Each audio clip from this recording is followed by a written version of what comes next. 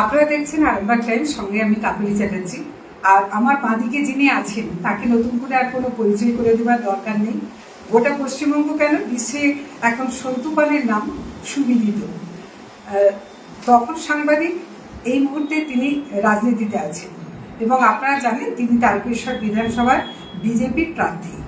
আমরা সন্তু পালেকে নিয়ে যে প্রচারের যে একটা ঝড় চলছে তা আমাদের আরামবাগ টাইমস চ্যানেল এবং সংবাদপত্রের মাধ্যমে আমরা প্রতিনিয়তই দেখাচ্ছি এবং আমার যারা শুধু পাঠক, সম্মানীয় পাঠক তারা এবং সম্মানীয় দর্শক তারা প্রত্যেকেই বিপুলভাবে সমর্থন করছেন এবং বলা যায় যে রীতিমতো একটা ঝড় বইয়ে দিয়েছেন আপনারা।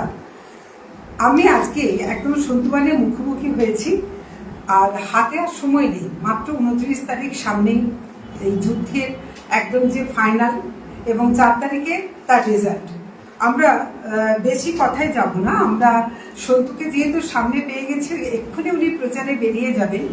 তো আমরা শুরু করছি কিছু কথা, কিছু আপনাদের কথা, সন্তুর মুখ থেকে তার উত্তর।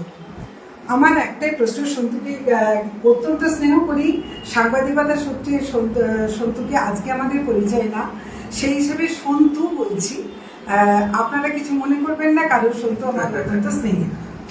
সাংবাদিক থেকে একবারে রাজনীতি ময়দানে তখন সন্তুকে আমরা কি দেখতাম, যে সন্তুর একটাই ওর একটাই প্রশ্ন ছিল যে হচ্ছেটা কি। আচ্ছা, সন্তু তখন যখন সাংবাদিক তখন হচ্ছেটা কি, এখন তিনি তার প্রতিপক্ষ যারা রাজনীতির ময়দানে আসার পর তাদের কাছেও তিনি কিন্তু সেই হচ্ছেটা কি প্রশ্নটা রেখেছেন।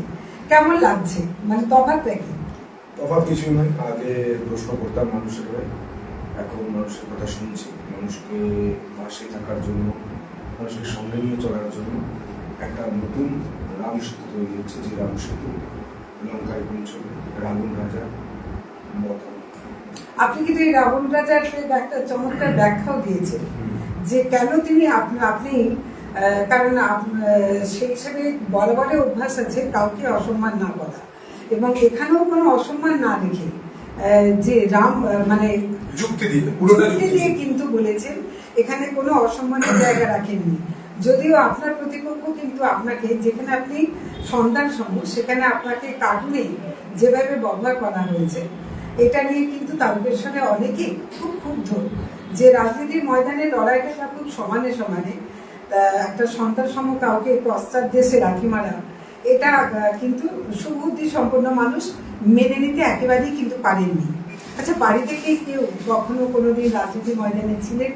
আমার বাবা ছিলেন অনেক আগে, আমি তখন ছোট, তখন বাবা রাজনীতি করেছেন। কিন্তু তারপর আমি যখন পড়াশোনা শুরু করি, রাজনীতি করার জন্য যে অত্যাচার সহ্য করা সেটা করতে হয়েছে, এবং তিনি এই রাজনৈতিক দলের সঙ্গেই ছিলেন। তারপর যখন তৃণমূল বিজেপি এক যুগে এই বাংলায় লড়াই করছে সিপিএমের সঙ্গে, তখন কিন্তু সেই সঙ্গে ছিলেন।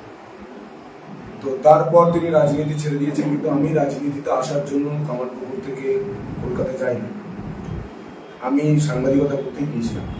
কিন্তু আমাকে রাজনীতিবিদ, রাজনৈতিক ব্যক্তিত্ব, রাজনৈতিক কর্মী তৈরি করে দিয়েছে এই সমাজ, এই পরিস্থিতি, এবং অবশ্যই তৃণমূল কংগ্রেসের যে মানুষের প্রতি অত্যাচার, সেটা চাকরি চুরি, চাল চুরি, মানুষের প্রতি অত্যাচার, নারীদের প্রতি অসম্মান, ধর্ষণকে ছোট্ট ঘটনা বলা, এইসব ঘটনা যখন সামনে দেখেছি তখন প্রশ্ন করেছি। তার জন্য আমার উপর কেস হয়েছে, আমার পরিবারকে হেনস্থা হতে হয়েছে, আমার জমির উপর অত্যাচার হয়েছে। তখন আমি একটা জিনিস ভেবেছি, যদি আমার উপরে এই অত্যাচারটা হয় তাহলে গোটা বাংলায় কি জঙ্গলরাজ চলছে। আমি 21-এর পোস্টকোড ভাইরাল দেখেছি, সেই স্মৃতি আমার মনে আছে। তাই সেই স্মৃতি যাতে ফিরে না আসে, যাতে বাংলার মানুষ ভালো থাকে, আমার কাছে যে বার্তা এসেছিল, যে একদম সরাসরি বলা হয়েছিল যে তুমি সাংবাদিকতা করতে পারছো না, তোমাকে বাধা দেওয়া হচ্ছে, তুমি এখানে আসো, তুমি মানুষের কাজ করতে পারবে। একদম জেল কেটে এসেছি মানুষের জন্য, পাশে থাকার জন্য। দেখুন, আমি গ্রাম বাংলা থেকে উঠেছি, আমি টিউশন পড়িয়ে আমি নিজে পড়াশোনা করেছি। তারপর আমি গ্র্যাজুয়েশন ফার্স্ট ইয়ার থেকে আমি একটি স্থানীয় চ্যানেলে কাজ করছি। কিসের জন্য? আমার পড়াশোনাটা টানার জন্য। আমি এমএ পড়াশোনা করেছি, চ্যানেলে কাজ করি। এমএ কমপ্লিট করার পর আমার যে চ্যানেলে আমি যেখান থেকে সম্প্রতি ছেড়ে বেরিয়ে এলাম, সেই চ্যানেলে ঢুকেছিলাম 2021 সাল থেকে 2026 সাল পর্যন্ত। আমি মানুষের প্রশ্ন করেছি এটা অনেকে ঝাল লাগতে পারে, অনেকে ঝাল লাগছে, অনেকে খারাপ লাগছে, কিন্তু এটা আমার তাতেই চলছে। আচ্ছা, করতে হয়। রাজা পরিবর্তন হওয়ার আগে সমাজ পরিবর্তন হতে হয়। সে সমাজটাকে সংস্কার করার জন্য একটাই পথ। আপনি বলুন না, আজকে মানুষ রাজনীতি মানে কি হবে? টাকা কামানো, মারধর করা, মহিলাদের উপর অত্যাচার করা, এটাই ভালো তো। কিন্তু আপনি এই রাজ্য ছাড়া বিজেপি শাসিত রাজ্যে চলে যান, সেখানে রাজনৈতিক ব্যক্তিত্ব কেউ প্রকাশ্যে বলেন না ধর্ষণ ছোট্ট ঘটনা। রাজনৈতিক ব্যক্তিত্ব মমতা বন্দ্যোপাধ্যায়ের মতো ব্যক্তিত্ব বা কোনো রাজনৈতিক ব্যক্তিত্ব বলে না শাহজাহান ভালো ছিল। মমতা বন্দ্যোপাধ্যায়ের মতো কোনো ব্যক্তিত্ব বিজেপিতে রয়েছে, এমন কোনো ব্যক্তিত্ব বা বিজেপির কোনো কর্মী বা কোনো নেতা কোনোদিন বলেনি পার্থ ভালো ছেলে, অনুব্রত ভালো ছেলে। দুর্নীতি, ধর্ষণ, চুরি, খুন, এই ঘটনা ঘটলে মমতা বন্দ্যোপাধ্যায় বলেন ছোট্ট ঘটনা, বাচ্চা ছেলে করে ফেলেছে, ও ভালো ছেলে, ফাঁসিয়ে দেওয়া হয়েছে। মনোজিতের বিরুদ্ধে তৃণমূল কি ব্যবস্থা নিয়েছে? বা মহিলাদেরকে বলা হয় না যে তার চরিত্রে দোষ ছিল, সে প্রেগনেন্ট ছিল। এই সমাজটা, এই বাংলাটা স্বামী বিবেকানন্দের বাংলা ছিল, যিনি গর্ব করে বলতে বলেছিলেন যে আমরা হিন্দু। এই বাংলাটা রাজা রামমোহনের বাংলা ছিল, যিনি সংস্কারের কথা বলেছিলেন, বিদ্যাসাগরের বাংলা ছিল। সেই বাংলায়, বিদ্যাসাগরের বাংলায় আমরা দেখি শিক্ষা চুরি হয়ে যায়। আমরা বিদ্যাসাগরের বাংলায় দেখি যে একের পর এক স্কুল টিচার তারা তাদের চাকরি চলে যায়। এটা অন্যায়, এটা লাঞ্ছনার, এটা বঞ্চনার। তাই আমি রাস্তায় নেমেছি। আমার মনে হয় যে আমি যদি আজকে না নামি, আমার আগামী প্রজন্ম আমায় এসে প্রশ্ন করবে, বাবা তুমি কি করেছিলে, তোমার যোগদান কি? তুমি শুধু প্রশ্ন করে গেছো। সংস্কার করতে হবে, আমাদের সবাইকে নামতে হবে। আর আমি বিশেষ করে নেমেছি আপনাদের মতো, আমাদের ফ্রিডামিটি, আমার অতীত যারা ফ্রিডামিটি ছিলেন, আমার বন্ধুরা, সাংবাদিক বন্ধুদের জন্য। কোনো ঘটনা ঘটলে কেস, আপনি কোনো প্রশ্ন করতে পারবেন না, আর আপনাকে কেস দেবে। পুরুষ সাংবাদিক হলে মহিলা কেস, মহিলা সাংবাদিক হলে অন্য কেস। কেস দিয়ে আপনাকে বদনাম করবে, গায়ে কালি ছেটানোর চেষ্টা করবে। আপনি বলুন, আর আপনার দিকে শফিকুল ইসলাম কত কেস করেছে, রোজিনা রহমান কত কেস করেছে, মানব গুহ কত কেস করেছে, আপনার উপর কি অত্যাচার হয়েছে, আর আমাদের প্রতিটা সাংবাদিকের উপর কি অত্যাচার হচ্ছে। তারকেশ্বরে যারা এখনো সাংবাদিকতা করে, কমলেন্দু সম্প্রতি ঘটনা ঘটেছে, কমলেন্দুকে ঘিরে যেভাবে ওই রাস্তার সে যেভাবে অত্যাচার করেছে, আপনি বলুন সামনে চুরি হচ্ছে, বলা যাবে না। এটা কি রাজনীতি শুরু করেছে? বাংলার মানুষ, তারকেশ্বরের মানুষ এদেরকে গণতান্ত্রিক ভাবে পুরো লাথি মেরে তাড়িয়ে দেবে। আচ্ছা, আপনি বলছেন যে আপনারা সমাজ সংস্কার করবেন এবং আপনারা যদি ক্ষমতায় আসেন, যদির কথা নদীতে ফেলে দিই, আমি তবু যদির কথা নদীতে ফেলে দিই, ক্ষমতায় আসছি, তারকেশ্বরে বিজেপি জিতছে এবং তারকেশ্বরের মানুষ সেটা মন তৈরি করে নিয়েছে। আমি শুধু তারকেশ্বর বলছি না, আমি বলছি বাংলা। কিন্তু বাংলার ঘাড়ে এখন আপনি ভালো করেই জানেন যে একজন বাচ্চা জন্মালে তার ঘাড়ে কত টাকা দেনার বোঝা। তো আপনারা এই যে 5 বছরে যে প্রতিশ্রুতিরা দিচ্ছেন, 5টা প্রতিশ্রুতি, তো আপনাদের তো দেনা মেটাতেই সময় চলে যাবে। সেই টাকা আপনাদের আছে কিনা তার ঠিক নেই। এই জায়গাতে কি করে আপনারা এই 5টা এজেন্ডা, বিশেষ করে চাকরি, কত মানে পরিযায়ী শ্রমিক তারা হাসতে হাসতে আসছে আপনাদের ভোট দেবেন বলে, তারা এইভাবে, তো তারাও কিন্তু বাঁচতে চান। তারা চান না যে তাদের এলাকা ছেড়ে আজকে দূর দূরান্তের ফ্যামিলি ছেড়ে তাদেরকে আপনারা আগে দেনা মেটাবেন নাকি কলকারখানা তৈরি করবেন? কিভাবে সম্ভব? কোন ম্যাজিকে সম্ভব হবে? মোদি ম্যাজিক। গোটা দেশ যেভাবে চলছে, বিহার কিভাবে পরিস্থিতি তৈরি হয়েছিল, আসাম কি পরিস্থিতি তৈরি হয়েছিল, ত্রিপুরা কি পরিস্থিতি তৈরি হয়েছিল, আপনি দেখুন। সব থেকে বড় উত্তরপ্রদেশ কি পরিস্থিতি তৈরি হয়েছিল, পিছিয়ে পড়া রাজ্য হয়ে গিয়েছিল। আজ উত্তরপ্রদেশ কোন জায়গায়? উত্তরপ্রদেশের নয়ডা আজকে কোন জায়গায়? দিল্লি যে পরিস্থিতি তৈরি হয়েছিল সেখান থেকে ঘুরছে, হরিয়ানা ঘুরছে। আপনি দেখুন, একের পর এক স্টেট, একের পর রাজ্য। আমরা তো এক্সাম্পল সেট করে দিয়েছি, কোন ধানটা কোন আমটা ভালো হবে এটা আপনি গাছ দেখে বুঝতে পারবেন, তার আগে আপনি যদি তার ফল পান। পেয়ে গেছে, এ রাজ্যে আমটা কেমন হবে বিজেপি সেটা বোঝার জন্য 5 বছর সুযোগ দিতে হবে। দিয়ে দেখুন না, বা যদি করতে না পারি আবার তাড়িয়ে দেবেন, কি আছে? কিন্তু আপনি বলছেন করতে না পারি, আমি বলছি তারকেশ্বরের মানুষ আপনাকে করবো, কিন্তু সরকারটা হলো তৃণমূলের। যদি সেটা হয়, পুনরায় যদি তৃণমূল ক্ষমতায় আসে, আপনি এখানে জিতলেন বিজেপি বিধায়ক, আপনার ঘাড়ে এত মাথা আছে, আপনি এলাকায় কাজ করতে পারবেন? আমার ঘাড়ে তো মাথা ছিল, মমতা বন্দ্যোপাধ্যায়ের সঙ্গে আমি বিধায়ক ছিলাম না, আমি কিচ্ছু ছিলাম না, সাংবাদিক ছিলাম। এই ভাইপোটা যেটা আছে ওই রাজনীতিতে এসেছে তার কথা প্রশ্ন করেছি, তার মাথা আছে তো, আমি বিধানসভার মাথায় করে নেবো।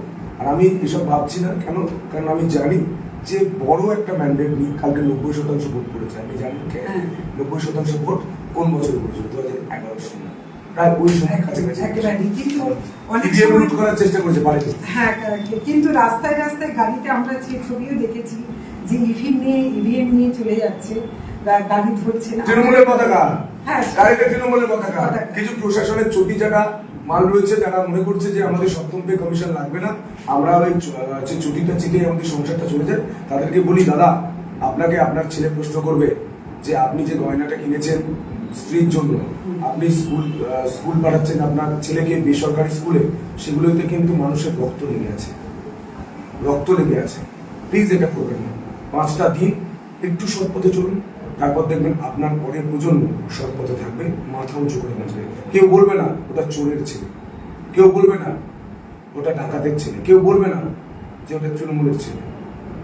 সবাই বলবে এটা বাংলার ছেলে, বাঙালির এবং গোটা ভারত মাতার ছেলে, যারা মাথা উঁচু করে বাঁচবে, সৎ পথে রোজগার করবে, ভালোভাবে থাকবে। যদি ক্ষমতায় আসেন, আমি আমাকে যদিটা বলতেই, কারণ আমি রায়দেবার, একদম একদম একদম, যদি আসে তাহলে কি বুলডোজার চলবে এখানে? বুলডোজার চলবে তাদের উপর যারা মহিলাদের গায়ে হাত দেবে। এখানে সম্প্রতি আমার একটা ছোট্ট ফুটফুটে এবং আদিবাসী বোনের উপর একজন জেহাদি অত্যাচার করেছে। কি কেসের পরিস্থিতি আমি তো পুলিশকে বারবার জানার চেষ্টা করছি। পুলিশ আমাকে প্রথম দিন সহযোগিতা করলো, এখন কোনো সহযোগিতা করছে না। এবার কিন্তু আমরা রাস্তায় নামবো, পরিষ্কার কথা। ভোটের জায়গায় বোনের সম্মান আগে। আমি সন্দেশকারীতে মা বোনদের প্রশ্ন করতে গিয়েছিলাম, তার জন্য অ্যারেস্ট করেছিলাম, তাও ঝুঁকে যায়নি।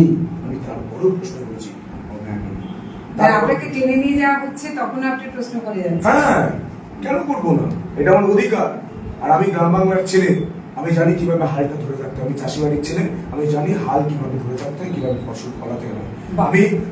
আমি লাঙল নিয়ে, হাল নিয়ে নমিনেশন জমা করতে গিয়েছিলাম বলে এই গদ্ধবের দল, এই মানে বাংলার সম্পর্কে, কৃষক সম্পর্কে কোনো ধ্যান ধারণা নেই, কৃষক বিরোধী, চাষি বিরোধী এই দল তৃণমূল বলেছে ওটা অস্ত্র। আপনি বলুন কত বড় অন্যায়। হাল যদি আমাদের অস্ত্র হয় তাহলে আমরা খাবো কি? ওনাদের কাছে বন্দুকটা অস্ত্র না, ওনাদের কাছে হালটা অস্ত্র।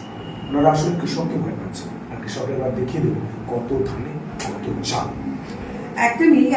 আমি দেখতে পাচ্ছি সকাল থেকে রাত পর্যন্ত আপনি চষে বেড়াচ্ছেন এলাকার এলাকা।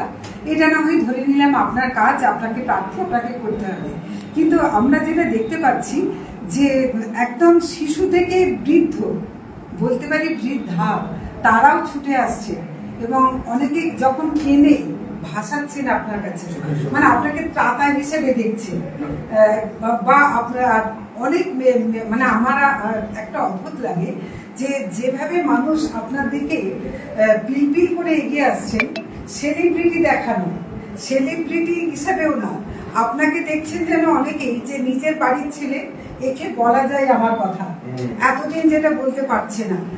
আজকে আপনাকে এই যে আবেগটা মানুষের, এই 5টা বছর আপনি জেতার পর এই আবেগটাকে ধরে সেইভাবেই মানুষের কাছে ছুটে যাবেন। তো আমার একটা ছোট্ট উত্তর তুমি বলি, আমি প্রত্যেককে একই কথা বলছি, বলছেন যদি 5 বছর কাজ করতে না পারো আমাকে আর বলবে না।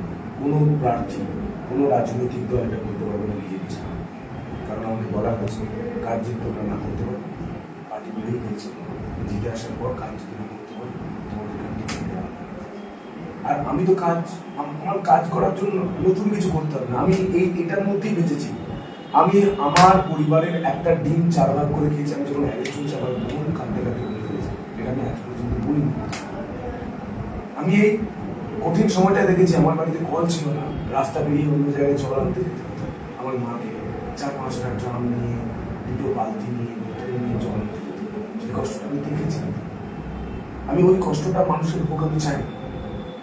আমি আমার বাবাকে দেখেছি, আমার বাবাকে দেখেছি টাকা নেই, আমার যে টিউশন ফি দিতে পারছে না, কাঁদছে আমার সামনে এসে, কি করবো? আমি ওই কষ্টটা দেখেছি। আমাদের বাড়ির যে ধার রয়েছে অন্য দোকানে, যে চৈত্র মাসে শোধ হলো না, ফসলের দাম পেলো না, সেই দোকানদার এসে আমার বাড়িতে কি করে গেছে। আমি এই কষ্টটা দেখেছি দিদি। আমার এটা নতুন করে শেখার কিছু নেই। আমি এটার মধ্যে বেঁচেছি, আমি এটার মধ্যে আছি, আর এটারই পরিবর্তন করতে হবে। আমার পরিবার যে কষ্টটা সহ্য করেছে, সেই কষ্টটা গোটা বাংলার মানুষ সহ্য করছে, আর সেটারই পরিবর্তন করতে হবে। আমি মনে করি এটাই আমার পরিবার। আমার বাবা যে কষ্টটা সহ্য করেছে, এখানে তারকেশ্বরের কৃষকরা সেই কষ্টটা সহ্য করছে। আমি এদের পরিবর্তন করার জন্য আমি মনে করবি আমার পরিবারের আমি পরিবর্তন। আপনি যেটা বলছেন একদম ঠিক, কিন্তু আমার একদম শেষ প্রশ্ন, যে আপনাকে যেভাবে মানুষ আশীর্বাদ করছেন দুহাত ধরে, এবং তারা চাইছেন যে তারা বাঁচবেন, বাঁচার মতো একটু বাঁচতে চাইছেন, হয়তো নূরভাতেও তারা খুশি হতে পারবেন যদি চারপাশে নিরাপত্তার বলয় থাকে, যদি একটা চাকরির কোনো আশা থাকে, যা হোক একটা চাকরি, মানে শিক্ষা। কদিন আগে মুখ্যমন্ত্রী মমতা বন্দ্যোপাধ্যায় বলেছেন, আর কি চাই তোমাদের, 100 দিনের কাজ পাচ্ছ, বিনা পয়সায় চাল পাচ্ছ। মানে একটু লজ্জাজনক লাগছে, কারণ আমাদেরও তো পিঠে কিছু শিক্ষা স্ট্যাম্প আছে। এই স্ট্যাম্পটা মানে এত পড়াশোনা করে আমি শুধুমাত্র ওই কাজটা করার জন্য কি আমাকে স্নাতক হওয়া খুব জরুরি?